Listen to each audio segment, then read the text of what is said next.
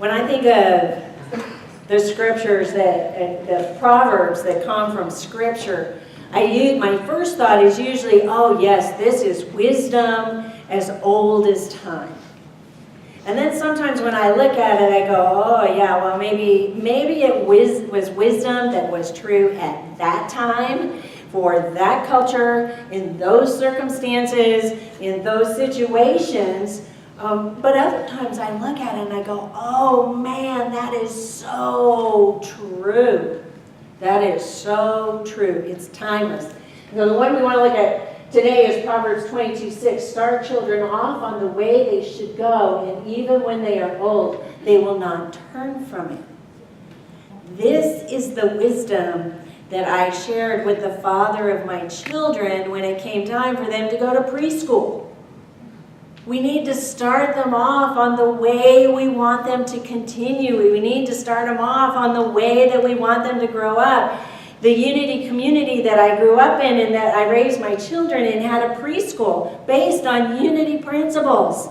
It was magnificent. So there went my kids. And then after that, they went to another school that had this for a mission statement.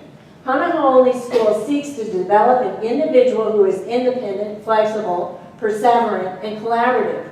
Our graduates show an interest in continued learning, value play, and challenge themselves. Hana Holy creates an environment in which a child develops a sense of self and others that starts deep within and expands globally. So the other parents and I would just sit back and think what an amazing blessing this was for our kids. And we watched them grow up to be these phenomenal human beings. And when I was thinking about how today is the first one of our going to be more integrated youth services, I thought about Hana Holy School, and then I thought, oh my gosh, this vision statement could stand for Unity of Wilmington. All we have to do is switch out a few words. Unity of Wilmington seeks to support the transformation of individuals who are independent, flexible, perseverant, and co-collaborative. So when you tune into yourself, do you feel any resonance with being independent? Yes. Yes. Yes. When you tune into yourself, do you feel a resonance with being flexible? Yes, sometimes. And do you feel any resonance with being perseverant? Yes. Okay, do you know what perseverant means? Perseverance. It means perseverance. It's our capacity for endurance. It's our capacity to be patient. It's our capacity to move through activities and move through experiences. I know that I'm perseverant, sometimes too much, because that would really show up as being stubborn. But regardless of whether stubborn is in the picture, when you tune into yourself, can you resonate with perseverance? Charles Fillmore, the co-founder of Unity, called it strength. He considered strength to be one of our 12 innate abilities, one of our 12 powers that was always available to us to activate at any time. And then in this version, I added the word co in front of collaborative because our third principle is we are mindful co-creators with God. So when we're co-collaborative in our own selves, we're collaborating with the divine, and we are also collaborating with our fellow spiritual seekers. I loved it. Our congregants show interest in continued learning, value play, and challenge yourself. The Unity movement identifies with the Buddhist principle of the beginner's mind. We're always inviting ourselves to go back to the beginning. Okay, wipe the slate clean. Let me go back to the beginning and let me be open to new ideas, new attitudes, new thoughts, new beliefs, new understandings of principle, greater experiences of God, that we are open to continued learning. And do we value play? If this is your first time, let me tell you, we value play here.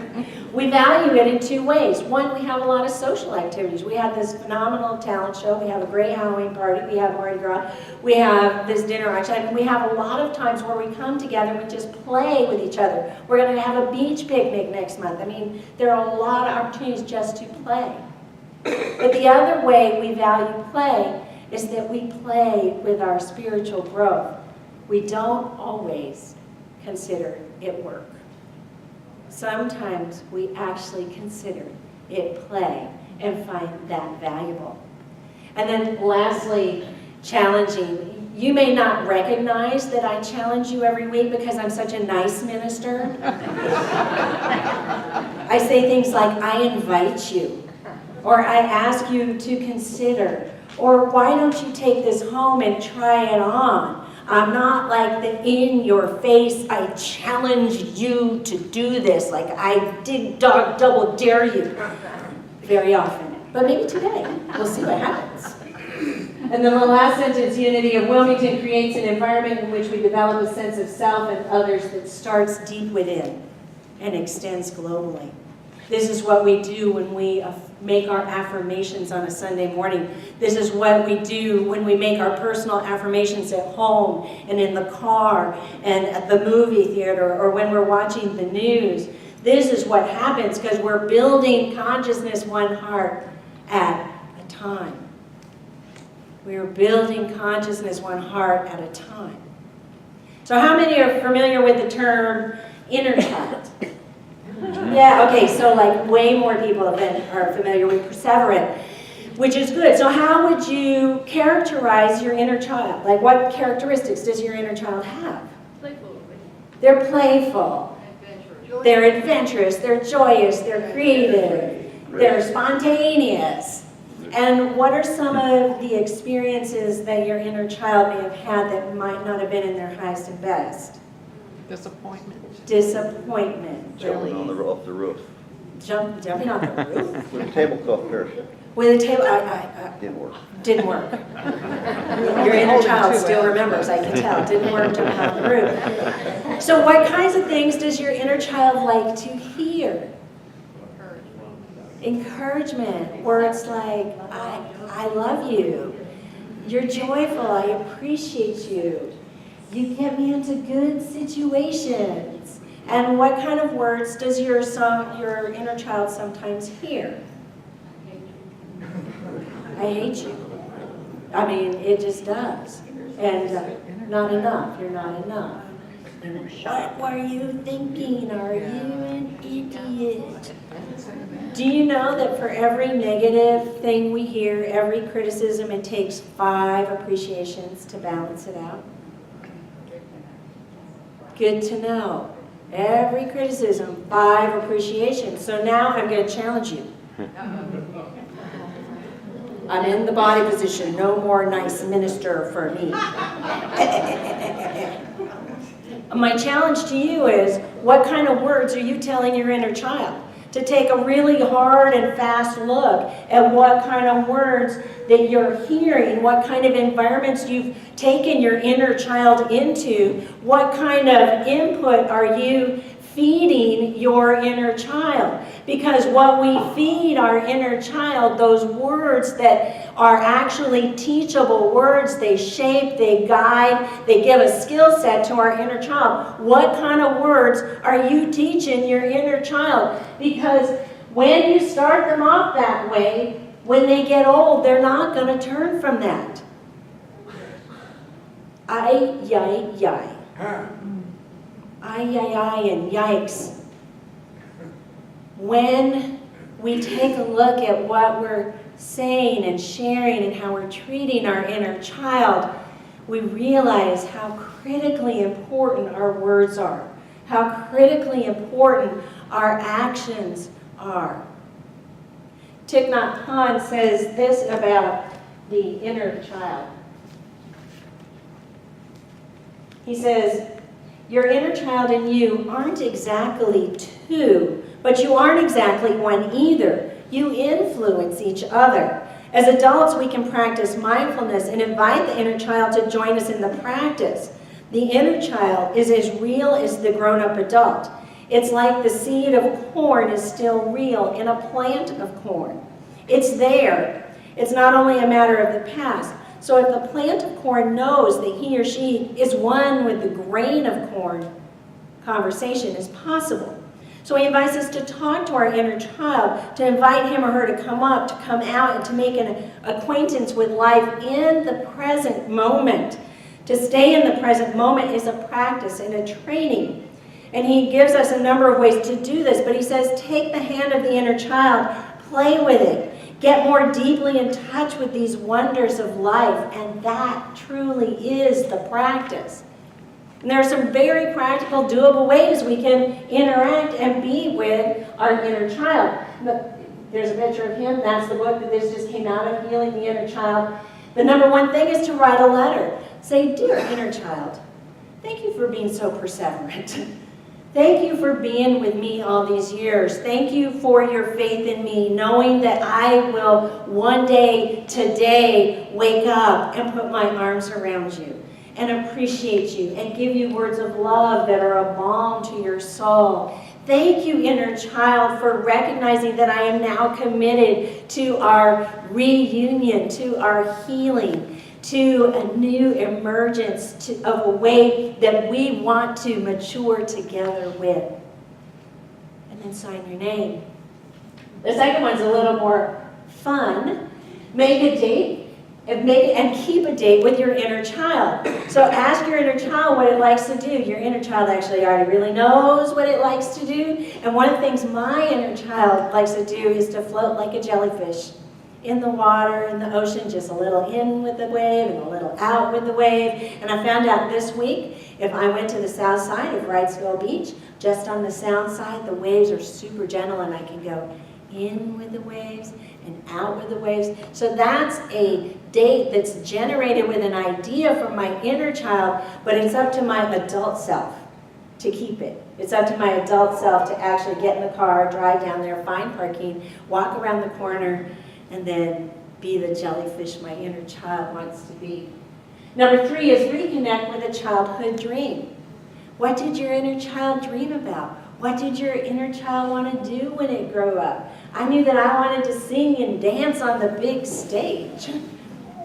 So my inner child invited my adult to find an experience that matched an adult's version of that inner child dream, and I joined Wilmington Choral Society. And so last May I got up on the stage and I sang and I danced at the Wilson Center. It was like, what's your inner child dream? And what adult version of that can you create for yourself? Visit a toy store and buy a present. I'm not telling you have to go to Learning Express and splurge. You could go to the dollar store. There are Slinkies. There are spinning tops. There is Silly Putty. There's all kinds of really, those little things that are wrapped up and you go, whoo, and they go flying way out, or they pong, a dong, a dong, a dong, a dong, a dong. I mean, find something that your inner child really wants to play with and buy it a special gift. Say, this is just for you.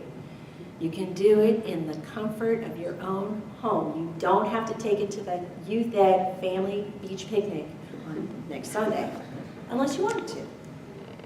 Make a piece of artwork with your inner child. Wilmington has Fourth Fridays, and you could go to the Fourth Friday. They have all kinds of inspirational art there, from really beautiful paintings that are more traditional to some things that are a little edgy. If your inner child feels edgy, you can look at jewelry or note cards or a painting, all kinds of things, and then figure out how to do that with your inner child. Create the artwork that you can maybe, if it's on a piece of paper, put magnets on and put it up on your refrigerator. If you want to just be really simple, get some paint, a piece of paper, have a finger painting party with yourself. But play, play, play, play, play. Number 6, and this is the last one, is to meditate. We're back to Thich Nhat Hanh. Because what Thich Nhat Hanh invites us to do is either standing, walking, or sitting. Find a time where we're going to be without an outside distraction, or we're going to be just by ourselves. And then he invites us to bring the image of our inner child to mind. And as we breathe in, we breathe out, he invites us to do these 2 things. When we breathe in, I see myself as and you can put whatever date you feel is most significant for your inner child. It could have been 3 or 5 or 7 or 15 or 30. And we can go through a progression of these when we go through our meditation. But as we breathe in, I see myself as a 5-year-old child. And then as we breathe out, I smile with compassion to the 5-year-old child in me. So breathing in and breathing out, he invites us to say this over and over again for at least 5 minutes, which seems like nothing, but then when you're doing it, it seems like forever. But for a good long while, and if you want to, you can do the shortcut version. Myself, 5 years old, smiling with compassion. Myself, 5 years old, smiling with compassion. So let's sing Face of God as we come into this time of meditation where we get to immediately put into practice step number 6, the meditation. Myself,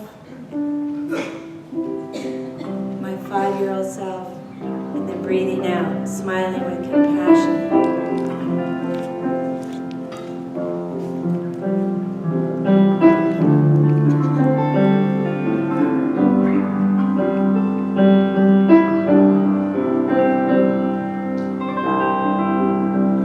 I see